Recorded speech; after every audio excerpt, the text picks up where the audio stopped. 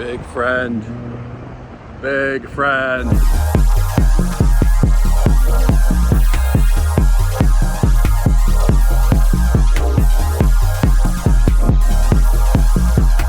So the strategy today is to rope drop Banshee. Just gave it first ride of the day privileges because I haven't featured it yet, and you know, content. And because I want to get a clean read on it. I don't actually expect to like it a lot more. I don't really like inverts.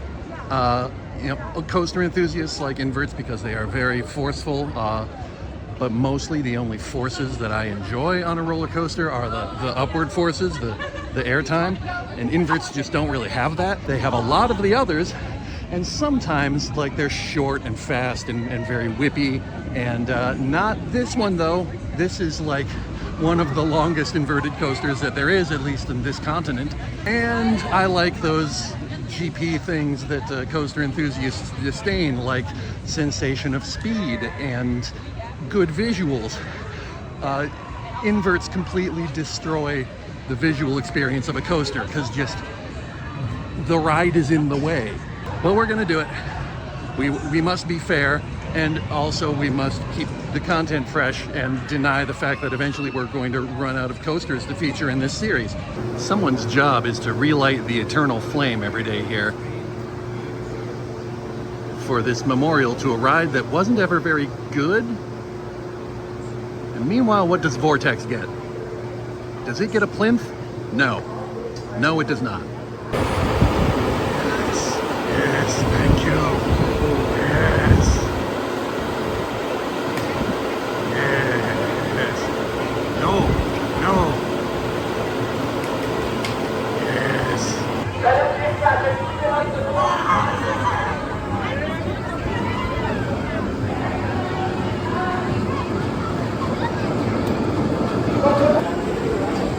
I was looking through, I got all kinds of stuff I didn't know I had.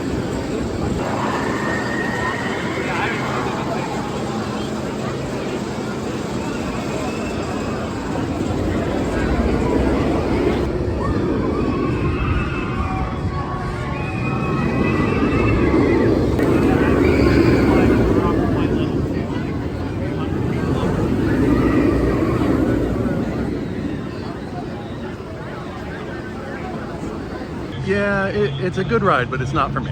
Also, as you can see in this shot I took earlier, this ride crew is not doing what is known as rolling trains. They are doing what is known as stacking trains, which is when it takes long enough to dispatch a train out of the station that every train the ride is running stacks up behind it.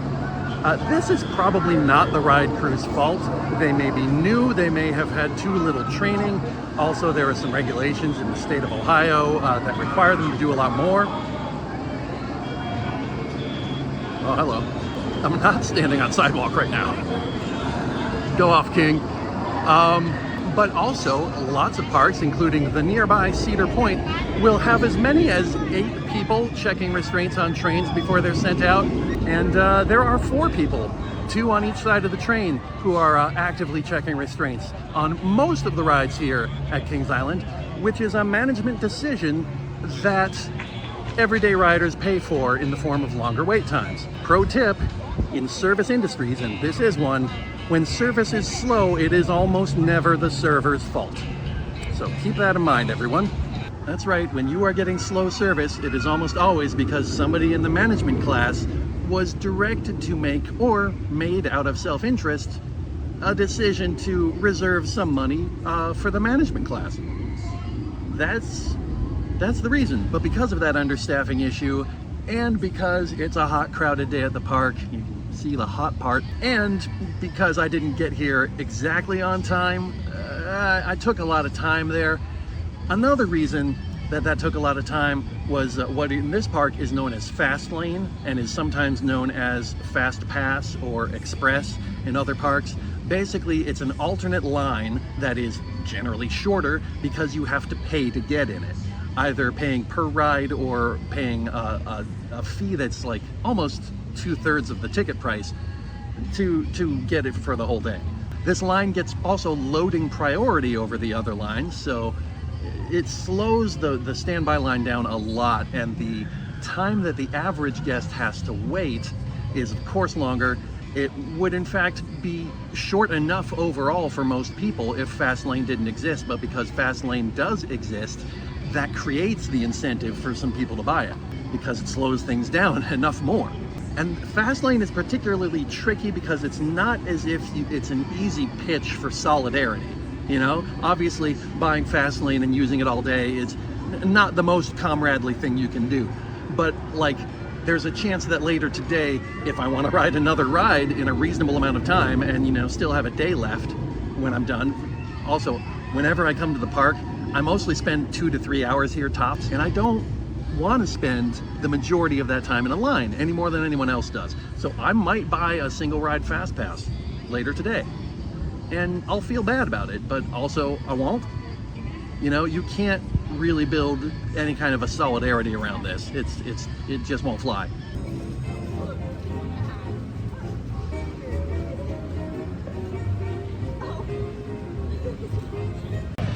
All right, so we're going in on this.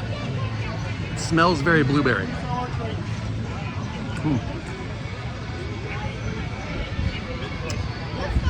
And it tastes very soft serve ice cream.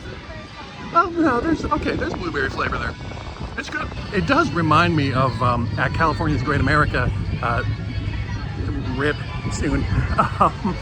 There was a time when the brand new Kids Land was Smurf Woods, and also simultaneously, sorry, this is melting so fast. Good Lord, I've never had ice cream melt on me that fast. They probably deliberately don't keep the stuff very cold. Yeah, so anyhow, Smurf Woods was brand new, and like they had just simultaneously discovered, at least at Great America, that you could make cotton candy in colors other than pink. And so there was all this blue cotton candy around. Where is it? I don't know. There was all this blue cotton candy around, of course, to tie in with the Smurfs. And I don't know if guests like got the idea that if they just got a lot of blue cotton candy, and of course those things were, you order a cotton candy and it's immense, and you realize that you don't actually want to eat that amount of cotton candy. So somebody had the thought to just start scattering huge wads of it all over the park. I don't know for sure that they thought we're gonna make it look like there's Smurf scat everywhere, but like somebody must have.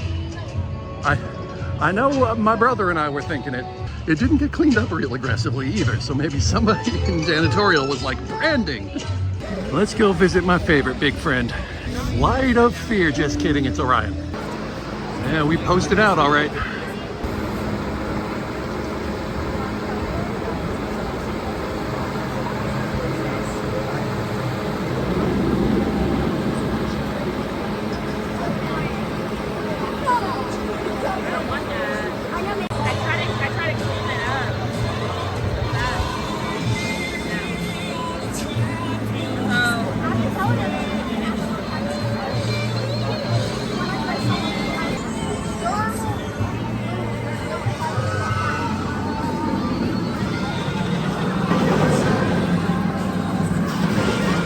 While I'm introducing y'all to coaster enthusiast terminology, so Orion here, as well as Banshee that we just rode, and our other big friend Diamondback over that way, are all built by Bollinger and Mabillard, a German company better known as B&M. You can tell B&M track by that kind of boxy rectangular base that it sits on. Diamondback over there is what is known as a hyper coaster, which means that it stands taller than 200 feet. Although it's not clear that the top of Diamondback actually does, and a lot of things that are regarded as hypercoasters don't. They just have a drop, a first drop that is bigger than 200 feet, or at least 200 feet. Meanwhile, Orion here is known as a giga coaster because it stands at 300 feet. Orion is controversial amongst coaster enthusiasts because it only stands 297 feet tall, but has an exactly 300-foot drop. This lets you be extremely tedious and annoying if you want to be.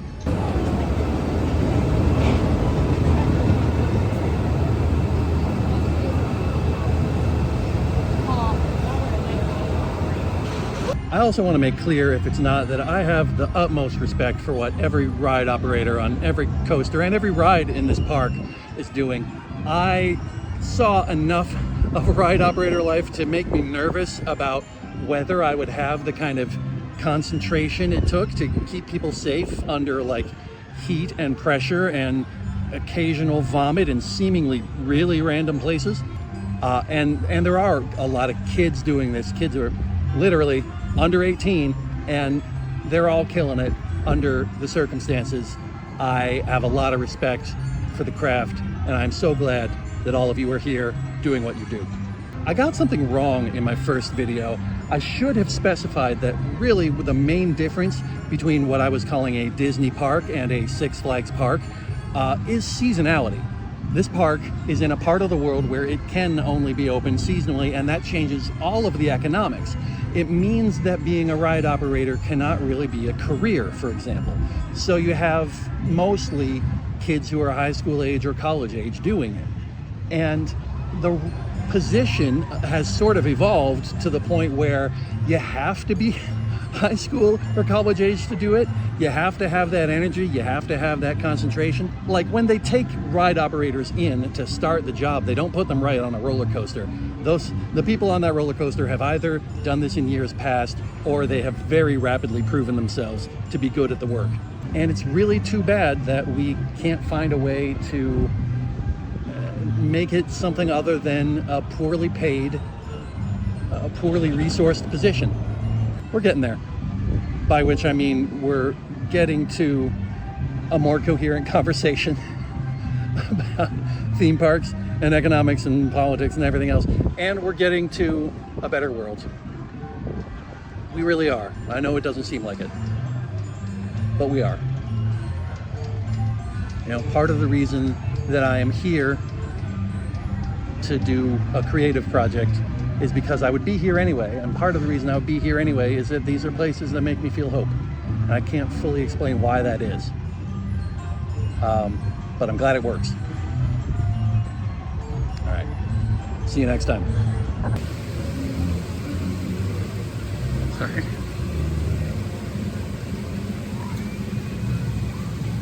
Don't worry about it. Sorry.